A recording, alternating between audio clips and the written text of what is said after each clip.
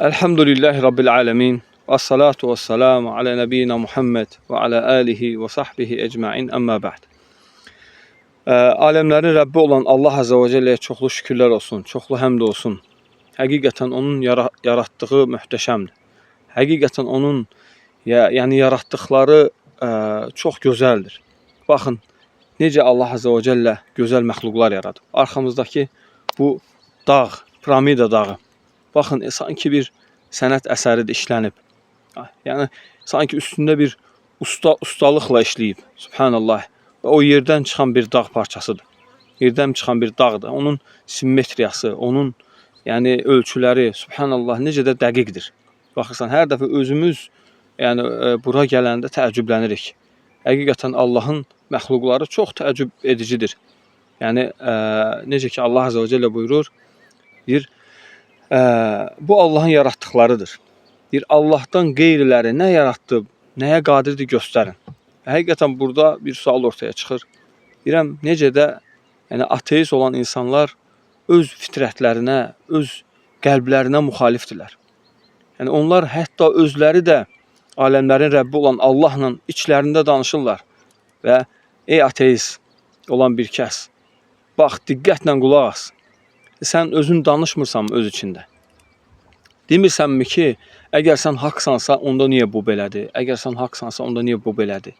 Əgər Allah yoxdursa, sən kimlə danışırsan? Kimə müraciət edirsən? Bax, o sənin qəlbində olan Allah Azə və Cəllənin özünün mövcudluğunu ispat etməyidir.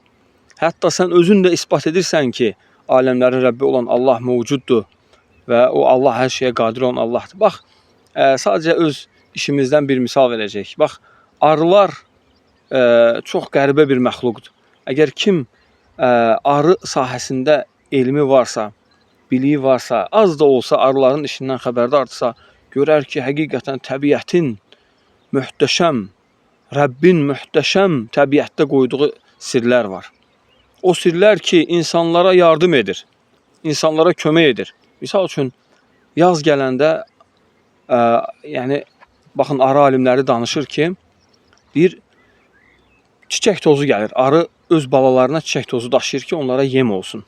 Bu çiçək tozunun tərkibində olan protein qat-qat artıqdır. Və bu protein ildə 2 dəfə tam kəsilir.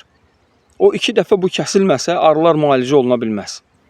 Deməli, baxın, Rəbbimiz elə bir vaxtlar edib ki, həmin vaxt o kəsilsin, hətta o arılar üçün çiçək tozu gəlməsin, o baladan dayansın. Bala qoymaqdan dayansın və müalicə daha rahat olunsun.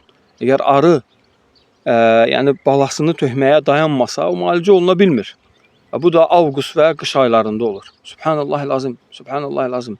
Həqiqətən bu incə gedişatı, təbiətdə olan bu ardıcıllığı insan görsə, subhanallah, dəhşətə gələr.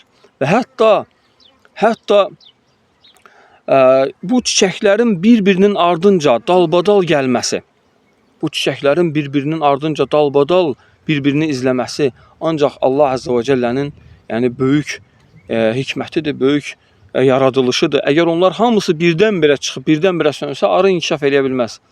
Və əgər arı da olmasa, həyat olmaz. Bütün meyvələrin, bütün çiçəklərin tozlanması, bütün insanların yiyəcəkləri hamısı, Allah Azə və Cəllə elə bir həşərat nəsib edib ki, və onda böyük həyat var. Və hətta onların qarnından elə bir şey çıxarır ki, o arının, necə ki deyirlər, arının tüpürcəyidir. Hansı ki, insan ən çox sevdiyi bir yemdir, o da ki, baldır. Subhanallah lazım. Baxın, Rəbbimiz nələrdən nələr çıxarır. Necə olduqda, belə olduqda sən necə Rəbbi inkar edə bilərsən? Ona görə bu nizam-intizam hamısı Allah Azə və Cəllənin təkliyinə, Allahın hər şeyə qadir olmağına dəlil deyilmi? Sübut deyilmi?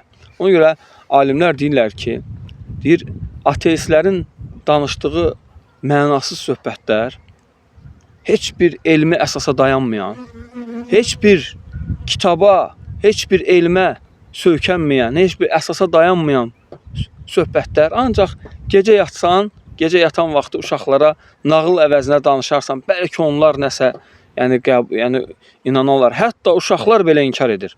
Çünki uşaqların belə fitrətində Allah Azə və Cəllənin böyüklüyü var.